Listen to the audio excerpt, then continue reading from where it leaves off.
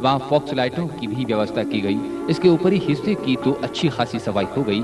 कुआंनुमा क्षेत्र का पानी तोड़ने के बाद अंदर उतरने का उचित साधन न होने से उस पर जालियां बांधकर कार सेवा जारी रखी गई। नगर परिषद ने भी सहयोग दिया। और ये है जैता बेरा, एक शिद्दत से लोगों की प्यास बुझाने वाला जैता बेरा आज भी क्षेत्रीय बाशिंदों की जीव की जड़ी बना हुआ है। किसी जमाने में इसके पानी पर राशनिंग प्रणाली लागू थी। बेरे का पानी औषधि माना जाता था। जैता बेरा यहाँ चांदबावड़ी के चंद कदम फासले पर स्थित है। इसके ऊपरी क्षेत्र में रानीसर और पदमसर तालाब आए हुए हैं। प्राप्त ऐतिहासिक जानकारी के अनुसार इस बेरे और चांदबावड़ी का निर्माण लगभग एक ही समय में हुआ था। सन 1500 और संवत 1556 में जोधपुर शहर के संस्थापक राव जोधा के शासनकाल में मुथा जैता ने इस कुएं का निर्माण करवाया था। औषधि युक्त पानी के कारण इसका जल उस जमाने में तो प्रसिद्ध था ही, आज भी जीव की जड़ी माना जाता है। उस वक्त ये बेरा भीषण अकाल की स्थिति में जलापूर्ति का मुख्य केंद्र था। इस बेरे के दामन में जो सच्चाई छुपी हुई है, उससे आज भी लाखों लोग बेखबर हैं। जैता बेरा के पानी का उपयोग राजा महाराजाओं के शासनकाल में सिर्फ किले में रहने वालों के लिए ही किया जाता था, जबकि राजा और उनके परिजनों के लिए कागा कुएं से पानी आता था। उस जमाने में जैता बेरा पर बाकायदा राज्य का सिपाही पहरा देता था। भीषण अकाल की स्थिति में ही इस कुएं का पानी आम लोगों के लिए वितरित किया जाता था। इस कुएं का पानी औषधि युक्त माना जाता है। पुराने जमाने में इसका पानी दवाई के रूप में अथवा दवाई के लिए आम जनता को दिया जाता था। और ये है गंगलाव तालाब। अतिक्रमणकारियों ने सैकड़ों बरस पुराने ऐतिहासिक गंगलाव तालाब को कुतर के धर दिया है। तालाब में पसर रही कमोद इसका रहा सहा दम भी निकालने पर तुली हुई है। शिवांची गेट से चांदपोल जाने वाले रास्ते के मध्य यह तालाब स्थित है। इसका पुराना नाम गांगेलाव तालाब था। वर्तमान समय में इसे गंगलाव के नाम से जाना जाता है।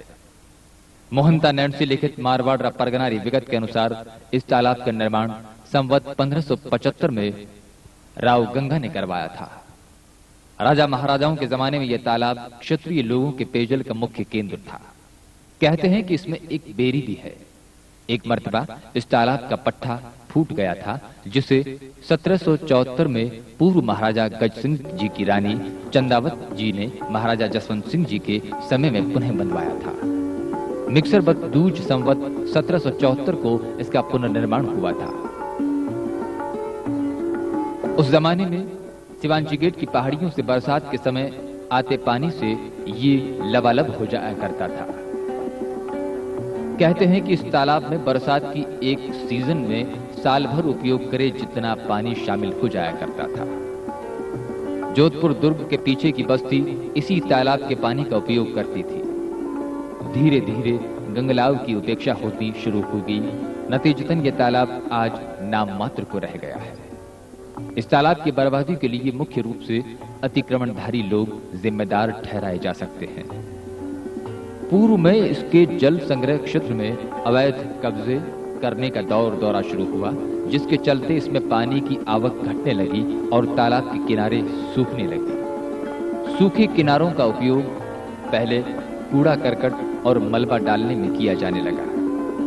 धीरे धीरे तालाब का सूखा भाग अतिक्रमण करने वालों की नजर में खटकने लगा और फिर इसकी बर्बादी के दूसरे चरण में गंगलाव के चारों ओर कथित अवैध कब्जों की बाढ़ सी आ गई। ये सिलसिला आज भी आहिस्ता आहिस्ता बदस्तूर जारी है। इसमें बने कई मकान तो तेज बरसात के समय पानी की डूब में आए देखे गए।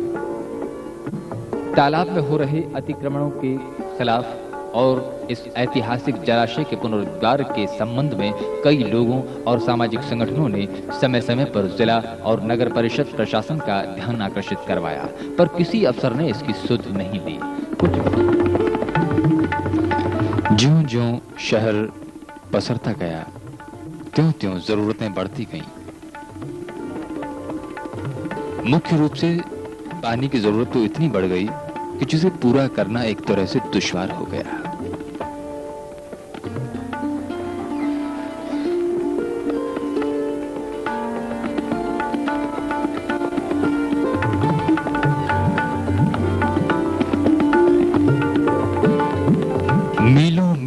क्षेत्र में पसरा शहर आज से नहीं है, पिछले लंबे समय से पानी की पीड़ा से त्रस्त है।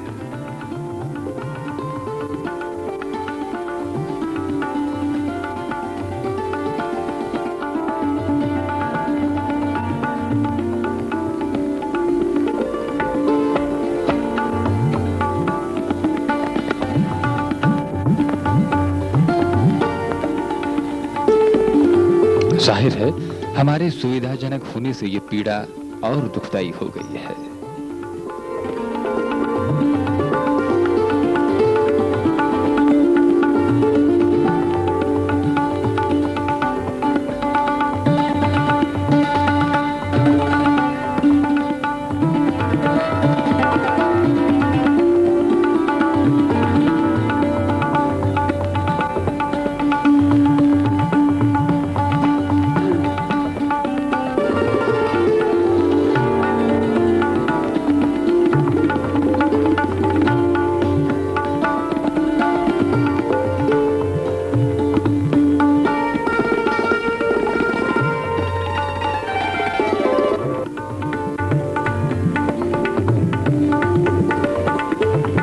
आज हम हैंडपंपों तक आ गए। यही आलम बदस्तूर जारी रहा तो हमें उन्हीं पारंपरिक जलाशयों की राह पकड़नी पड़ेगी जिन्हें हम भूल चुके हैं। कल की बजाय क्यों न आज ही हम इनकी सुध लें। यह शिलालेख जो आप देख रहे हैं, यह है तिवाड़ी जी के झालरे का।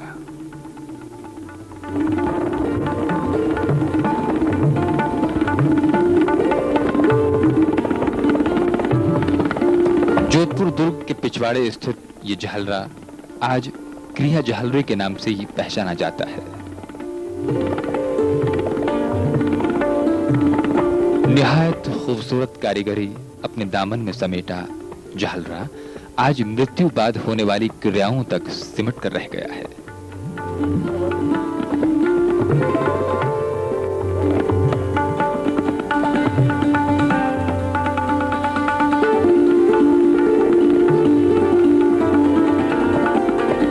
यह कलात्मक जलाशय किसी जमाने में क्षेत्रीय लोगों की प्यास बुझाने में अपनी अहम भागीदारी निभाया करता था।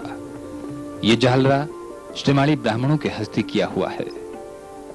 मेहरानगढ़ दुर्ग की पहाड़ियों की आगोश में समाया हुआ यह झालरा विद्याशाला स्कूल के सिंघोड़ी की बारी की ओर जाने वाले रास्ते के एक किनारे पर बना हुआ है।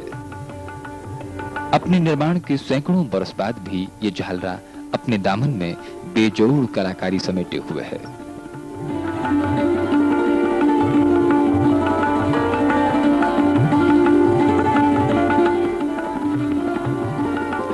तिवाड़ी झालरा तीन ओर से खुला हुआ है। इसके तीनों ओर कलात्मक एक दूसरे को काटती हुई आड़ी, तिरछी और लंबी नालें बनी हुई हैं। लगभग 25 सीढ़ियां उतरने के बाद इसके पानी तक पहुंचा जा सकता है।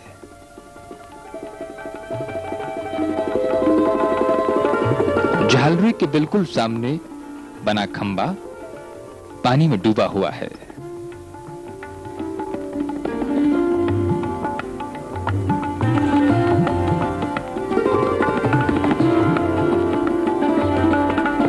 खंड का जो एक हिस्सा पानी के बाहर है, उस पर 3 कलात्मक पौड़े और पौड़ों के दोनों ओर आकर्षक आले बने हुए हैं। ठीक ऐसी ही कलाकारी पानी के अंदर छुपी हुई है। झालरे के बाहरी खंड के अंदरूनी हिस्से में भी लबालब पानी भरा हुआ है।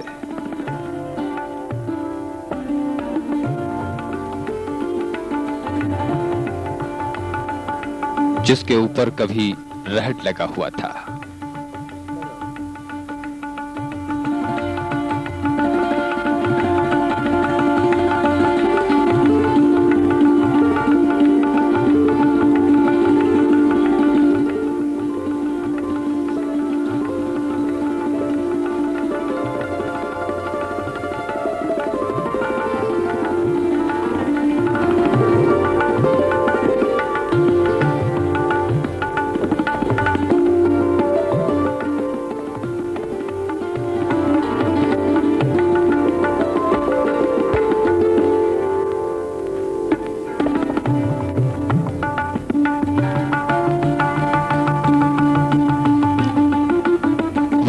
समय में इसका ऊपरी भाग पत्थरों की पट्टियों से पाट दिया गया है। केवल छोटा सा भाग खुला पड़ा है।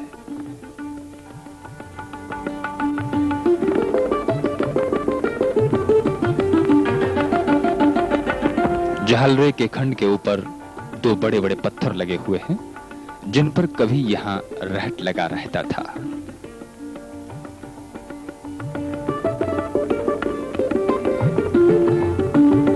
कहते हैं कि इसका पानी पूर्व में वहां बनी सब्जी उगाने की बाड़ियों में भी वितरित किया जाता था। ये नालियां गवाह है।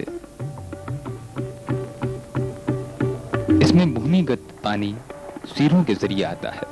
कहते हैं कि इसका पानी कभी टूटा नहीं है। इस जहालरे का वास्तविक नाम तिवाड़ी जहालरा है।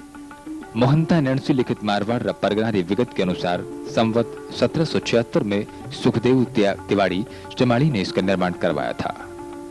तत्कालीन महाराजा अजीत सिंह जी के शासनकाल में तिवाड़ी जहालरे का निर्माण हुआ था। यह जहालरा चमाड़ी ब्राह्मणों की विरासत माना जाता है। इसका निर्माण ही चमाड़ी ब्राह्मण ने करवाया था। कालांतर में इसका पट्टा बनवाकर उनके हस्ते कर दिया गया। तब से यह जहालरा किसी श्रीमाणी ब्राह्मण की मृत्यु हो जाने के बाद होने वाली क्रियाओं का केंद्र बन गया और वर्तमान समय में इसे क्रिया जहालरे के नाम से ही पहचाना जाता है।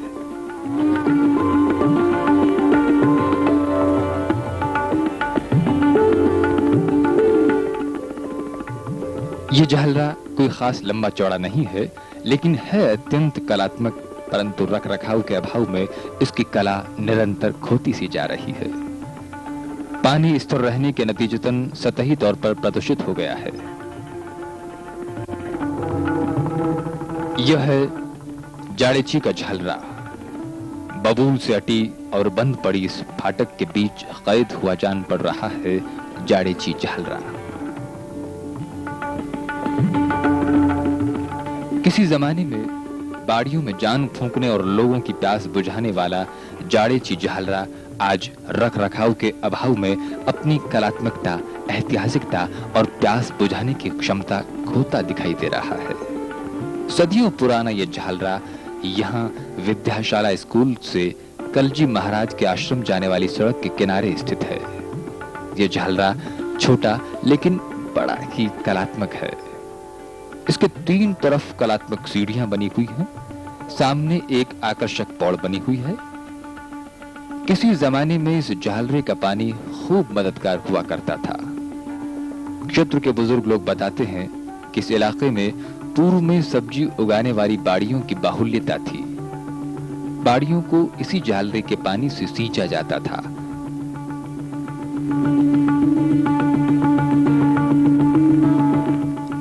यह अनारा बावड़ी है। इस पर लगा रहट गवाह है कि किसी समय में इसका पानी पेयजल के साथ ही अन्य जरूरतें भी पूरी करता था।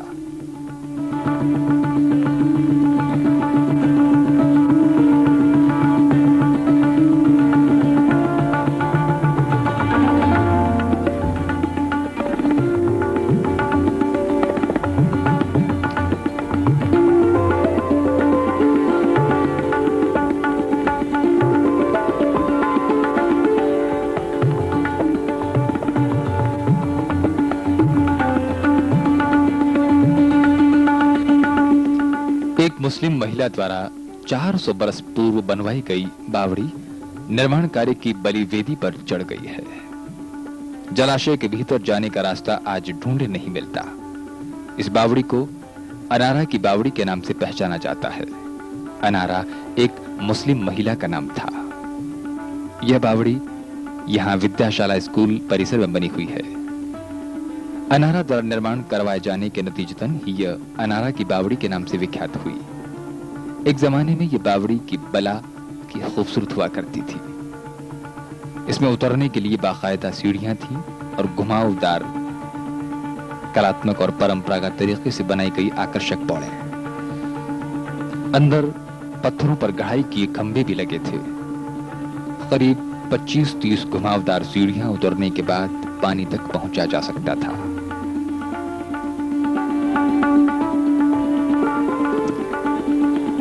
इसका भीतरी क्षेत्र जो जल में डूबा रहता था ऊपर से खुला था। कालांतर में उसे लोहे की जाली लगवाकर ढक दिया गया। विद्याशाला और आसपास के क्षेत्रों में आए पारंपरिक जलाशयों की भरमार होने के परिणाम स्वरूप पेयजल के बतौर इसके पानी का उपयोग कोई खास नहीं हुआ। पूर्व में इसके अधिकांश पानी का उपयोग वहां स्थित सब्जी की बाड़ियों को सींचने के लिए किया जाता रहा। बावड़ी के भीतरी हिस्से के ऊपर बनी जाली के पास ही लोहे का एक रहट लगा हुआ था, जिससे बावड़ी का पानी सींचा जाता था। रहट से आता पानी वहां बनी पानी की कुंडी में आकर नालियों के जरिए बाड़ी क्षेत्र में वितरित किया जाता था। लंबे समय तक अनारा बावड़ी का पानी सब्जी उगाने के काम में लिया जाता रहा। इसकी बर्बादी का दौरा हालांकि स्वतंत्रता बाद से ही शुरू हो गया था, जिसने उस वक्त रफ्तार पकड़ी जब विद्याशाला में निर्माण कार्य हुए। इन्हीं निर्माण कार्यों से अनारा बावड़ी को पाट के रख दिया गया। आज आलम यह है कि उसके अंदर जाने का रास्ता खोजे से भी नहीं मिलता। बावड़ी के ऊपरी हिस्से को देखकर एक बार की ऐसा लगता है गोया कि बावड़ी न होकर कुआं हो।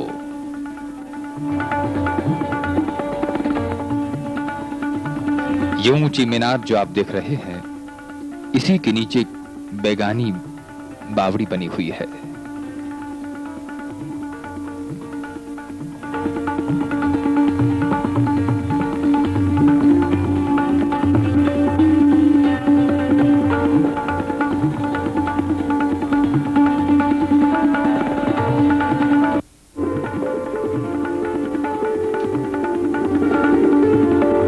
इस पर पड़े और लगे रहटों से किसी जमाने में यहाँ की बाड़ियों में सिंचाई होती थी। पानी भी पीने योग्य था।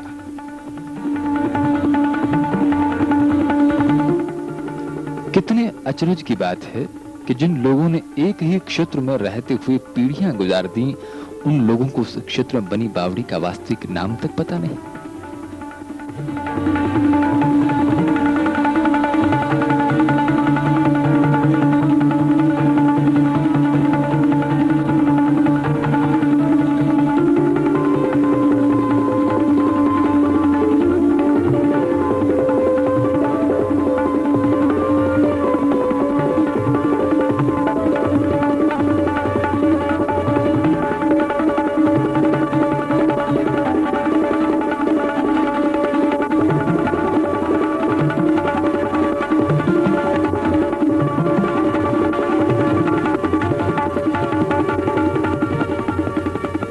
विद्याशाला से एक रास्ता बावड़ियों की घाटी की ओर जाता है।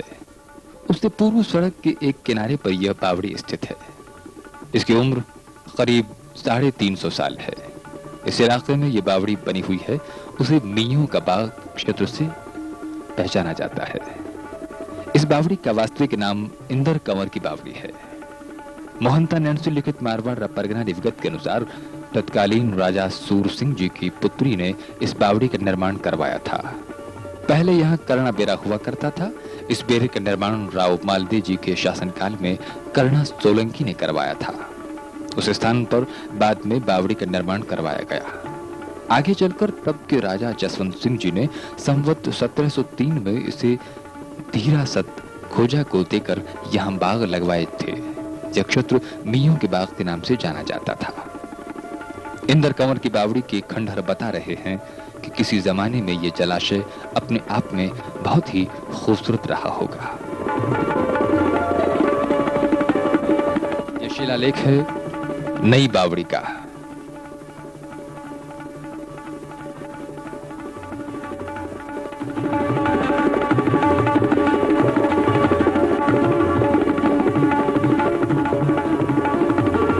बरसों पुरानी शिला तो मौजूद है, पर लेख गायब है।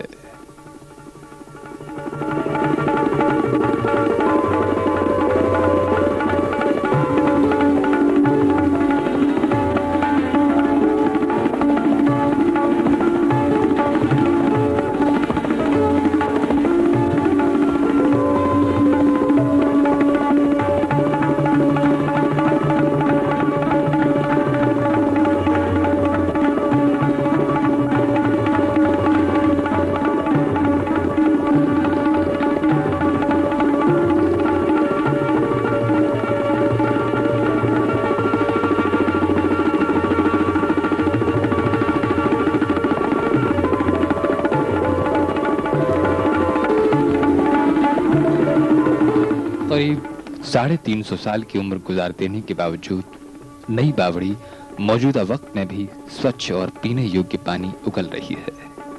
ये बात जुदा है कि उसके पानी का उपयोग बावड़ियां सरसब्ज करने के लिए किया जा रहा है। इस बावड़ी के साथ एक रोचक किंवदंती जुड़ी हुई है। क्षेत्र के बुजुर्गों की जुबान से वह कहानी आज भी सुनी जा सकती है। विद्याशाला के चंद फासले पर ही ये बावड़ी एक पौड़ के भीतर बनी हुई है। इसका आकार अंग्रेजी अक्षर एल से उल्टा है। इसका पहला हिस्सा करीब 50 फुट लंबा है और दूसरा भाग अंदाजन 100 फुट लंबा होगा। ये बावड़ी तत्कालीन कला को आज भी अपने दामन में महफूज रखे हुए नजर आ रही है। नई बावड़ी के पानी तक लगभग 40 सीढ़ियां उतरने के बाद पहुंचा जा सकता है। सामने ही एक कलात्मक पौड़ बनी हुई है जिसका आधा हिस्सा पानी में डूबा हुआ है। पौड़ के ऊपरी हिस्से में छतनुमा खुला स्थान है जहां पीपल का एक वृक्ष लगा हुआ था।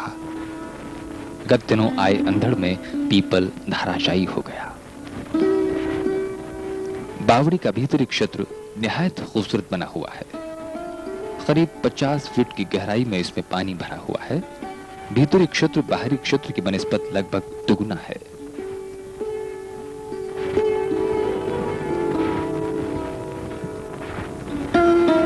करीब 80 फीट पानी पार करने के बाद इसके ऊपरी हिस्से में कला बिखेरते 3 छोटी छोटी झरोखे भी बने हुए हैं। यह स्थान सालनुमा लगता है। इसके भीतर भी 3 झरोखे बने हुए हैं। आगे फिर पानी भरा हुआ है।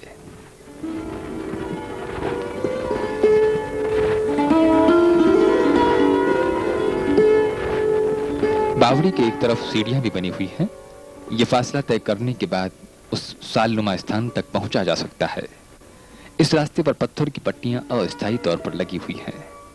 बावड़ी बड़े बड़े पत्थरों को घड़कर बनवाई गई है। कुछ एक स्थानों को छोड़कर नई बावड़ी आज भी अपने नाम के मुताबिक नजर आती है। इसका पानी सतही तौर पर गंदा नजर आता है मगर अंदर से स्वच्छ है।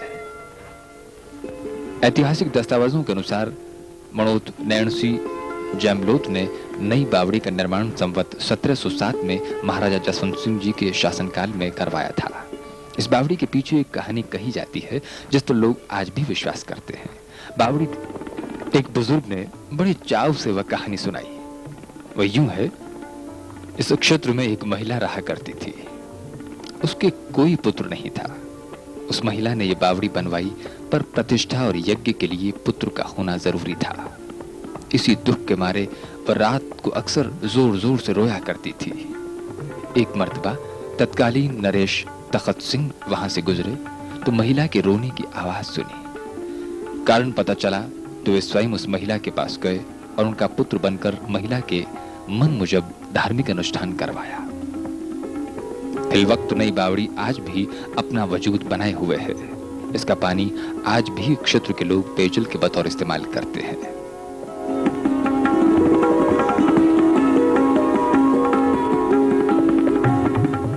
क्षेत्र के कुछ परिवार तो ऐसे हैं जो घरों में नल होने के बावजूद इसी के पानी पीने के लिए उपयोग करते हैं।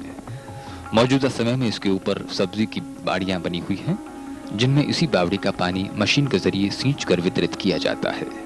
इसमें सीरों के जरिए समीदोज पानी आता है। यदि पानी महकमा ध्यान दे तो ये बावड़ी एक पंथ दो काज यानी कि बाड़ियां सरसब्ज करने के साथ ही प्यासे हलक भी तर कर सकती है।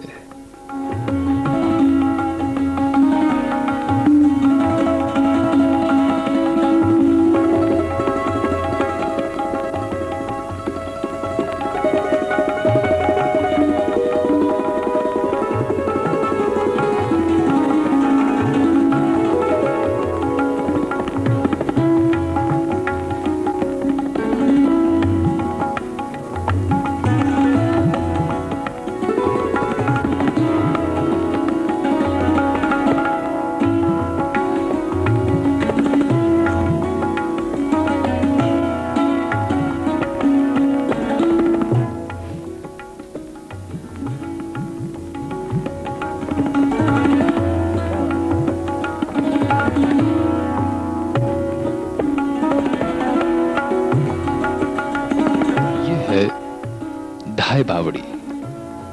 विद्याशाला से रावटी की ओर जाने वाले मार्ग किनारे पर यह बावड़ी बनी हुई है, जो आज भी सचल है।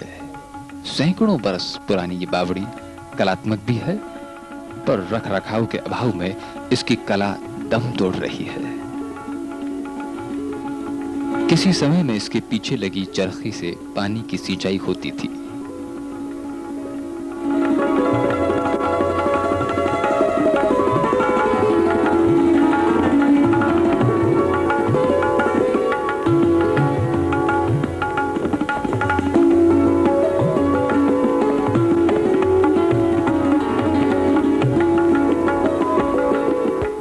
आज इसका पानी केवल सब्जी की बाड़ियां हरी करने के काम में लिया जा रहा है।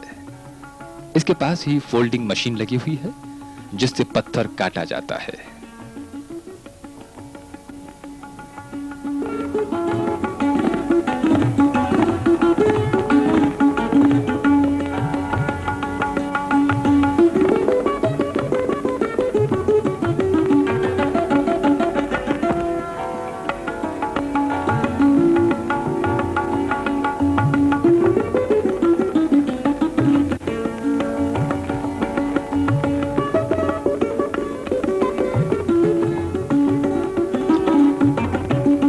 किसी जमाने में इसका पानी पीने योग्य था, मगर आज ये बावड़ी सिर्फ सब्जी उगाने तक ही सीमित रह गई है।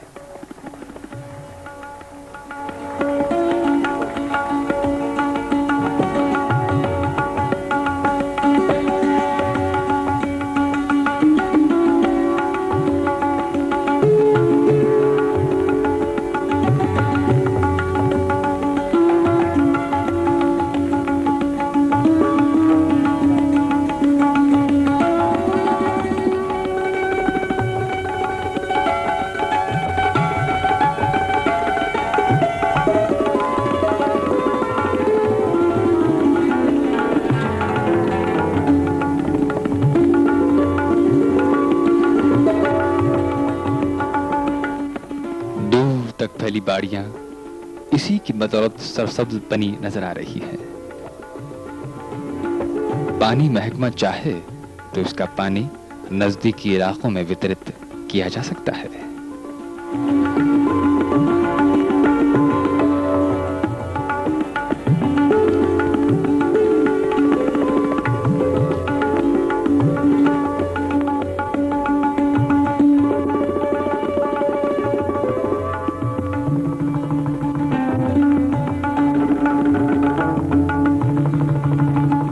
और यह शिलालेख है छंगाणी जी की बावड़ी का।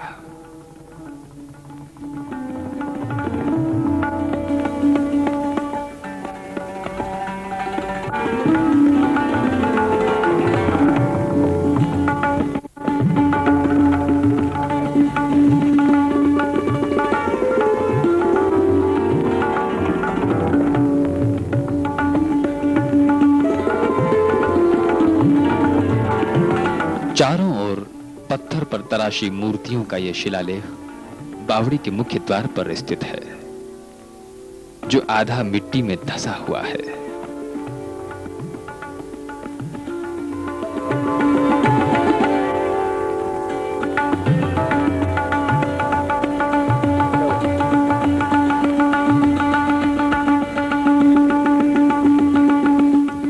बावड़ी का मुख्य द्वार भी आज बंद पड़ा है। अंदर उतरने की नालें गंदगी से अटी पड़ी हैं, जिसे आप इन दृश्यों में देख रहे हैं।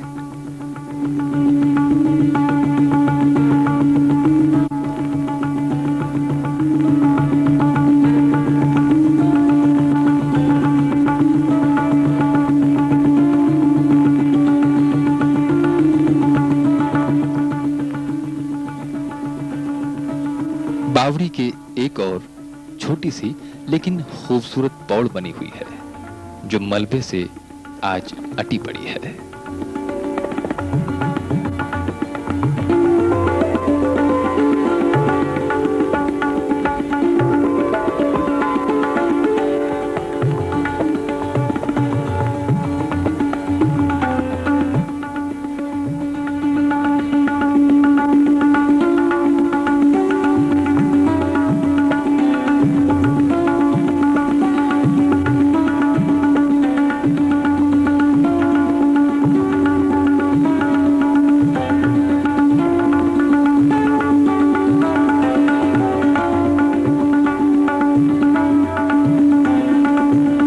इसके पीछे लगी ये दो चरखियां जिनसे किसी जमाने में पानी सींचा जाता था।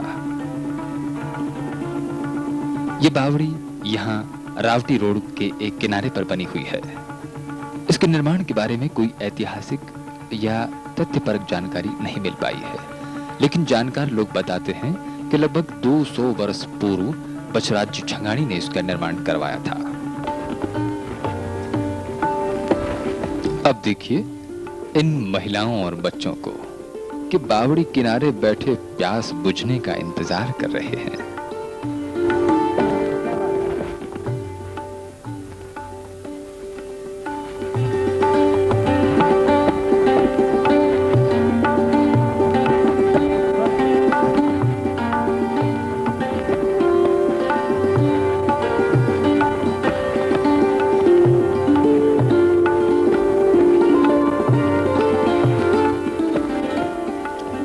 या फिर पानी के लिए भारी मशक्कत, तो दूसरी ओर इंसान और जानवर एक ही घाट पर।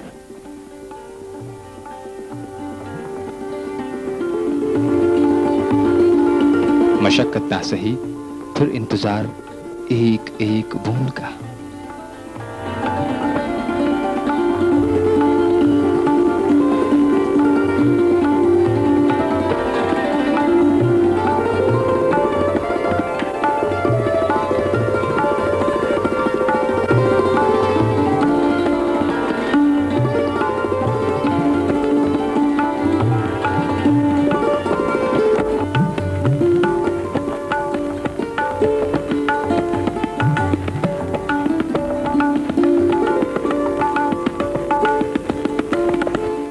मंदिर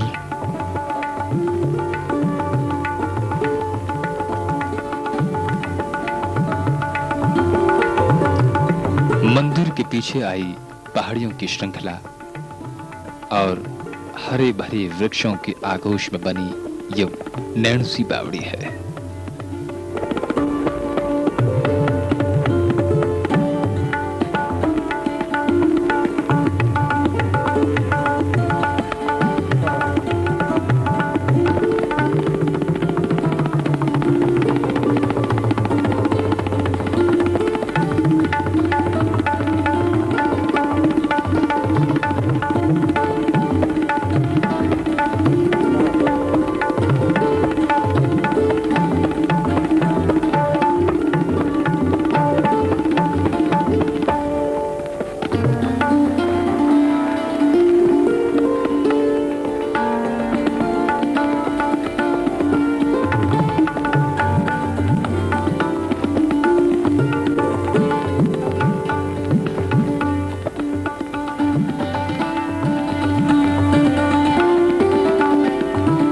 दृश्य है नैणसी बावड़ी का। कुछ नाले पार करने के बाद इसके पानी तक पहुंचा जा सकता है।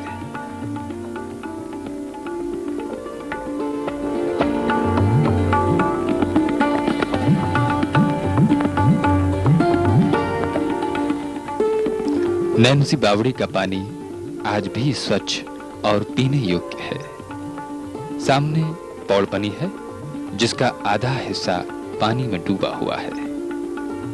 ऊपरी भाग में 3 पौड़े हैं जो रखरखाव के अभाव में ध्वस्त हो रही हैं। इसके ऊपर साल नुमा स्थान है।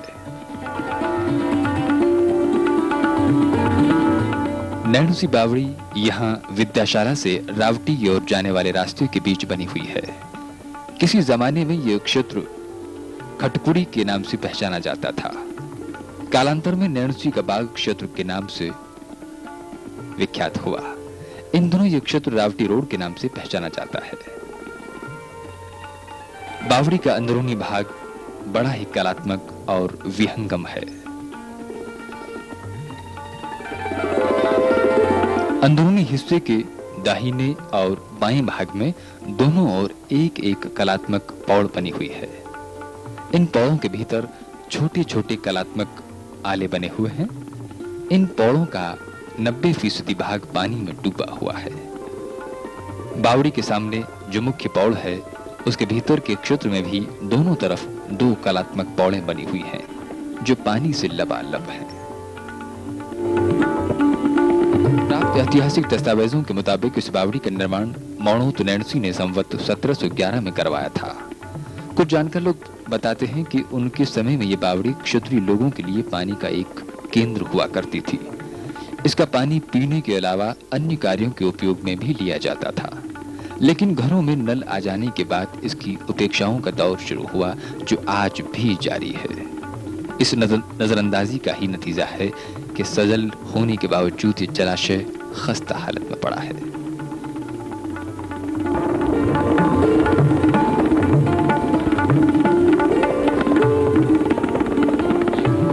बतला रहे हैं इसकी बर्बादी की कहानी।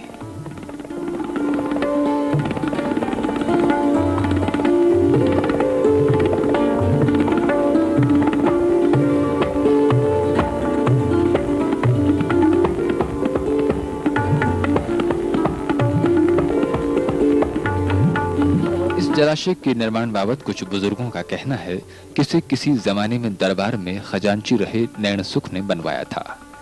उनकी मृत्यु के बाद उनका अंतिम संस्कार इसी क्षेत्र में हुआ था। बावड़ी के पास किसी समय में महलनुमा बंगला भी बना हुआ था जो धीरे धीरे पूर्णतया ध्वस्त हो गया।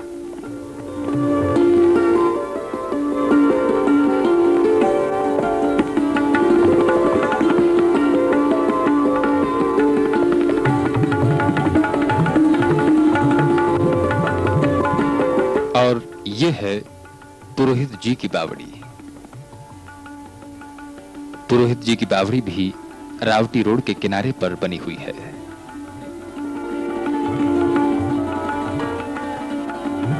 इसके अंदर सीढ़ियां उतरने के बाद पानी का अथाह खजाना है।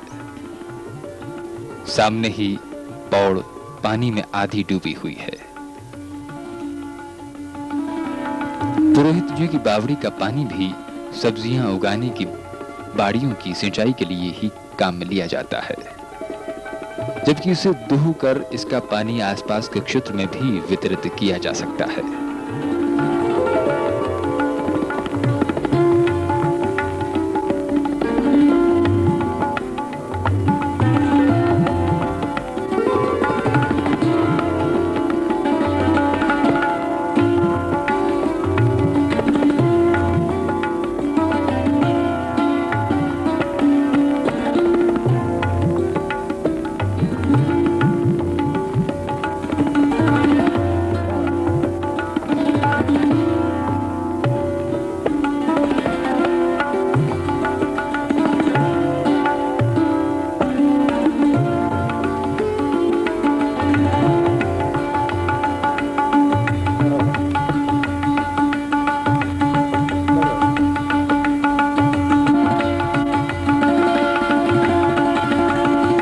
यह शिलालेख है खरबूजा बावड़ी का। शिलालेख का फकत ऊपरी हिस्सा ही बाहरी तौर पर नजर आ रहा है, बाकी का हिस्सा दबा पड़ा है।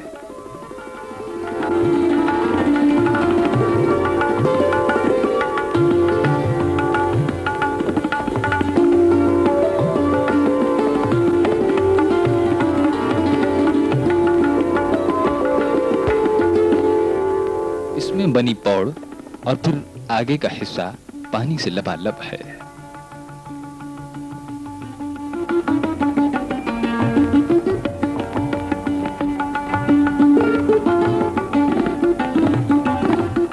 खरबूजा बावड़ी में किसी जमाने में खरबूजों की बेलें सींची जाती थी। रावटी पैलेस स्थित यह क्षेत्र एक समय में खरबूजों की फसल के लिए विख्यात रह चुका है।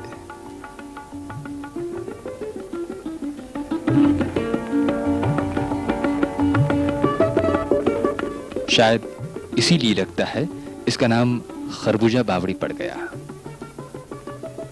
इसमें एक मशीन लगी हुई है जिससे पानी सींचकर क्षेत्र की बाड़ियों में वितरित किया जाता है।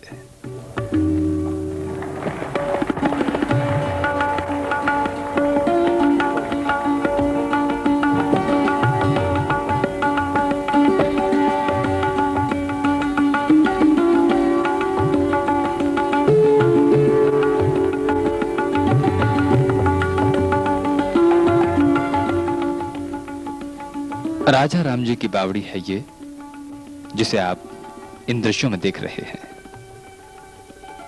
यह भी यहां रावटी रोड पर स्थित है। कुछ सीढ़ियां उतरने के बाद इसमें साफ और पीने योग्य पानी अभी भी मौजूद है। इसकी उम्र करीब 200-225 बरस बताई जाती है।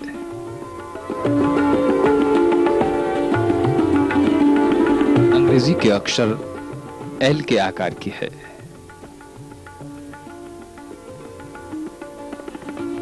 इसके एक भाग में सालनुमा लंबा स्थान बना हुआ है।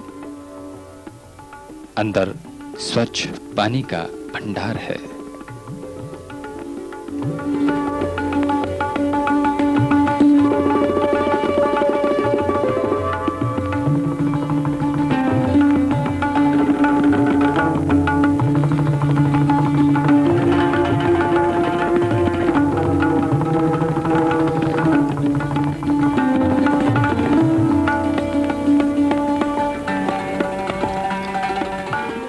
अंदर पानी का खजाना तो है, किंतु दीवारें ध्वस्त होने की सूरत में है।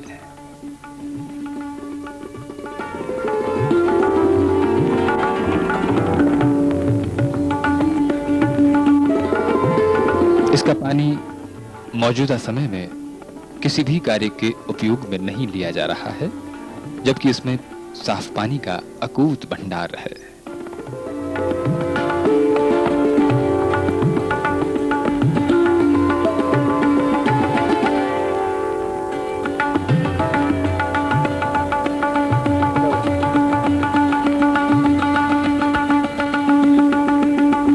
यह है जोशी जी की बावड़ी का शिलालेख, जो आधा मिट्टी में दबा हुआ नजर आ रहा है।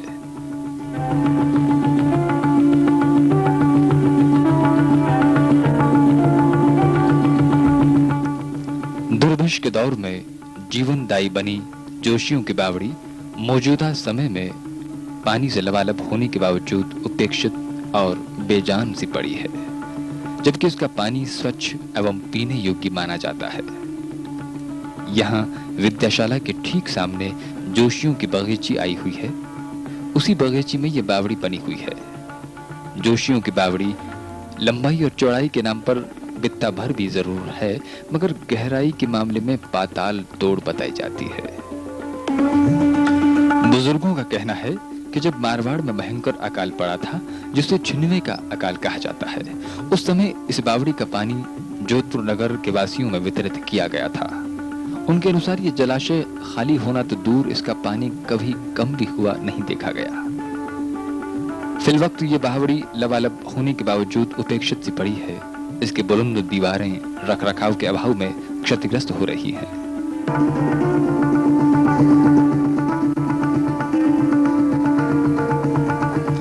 देखिए इन महिलाओं को, पानी की तलाश में ये कहां से चली और कहां रुकेंगी, कोई खबर नहीं, कुछ भी पता नहीं। यह भी पक्का नहीं कि उन्हें पानी मिलेगा ही। फिर भी वे चली जा रही हैं, चली जा रही हैं, चली जा रही हैं।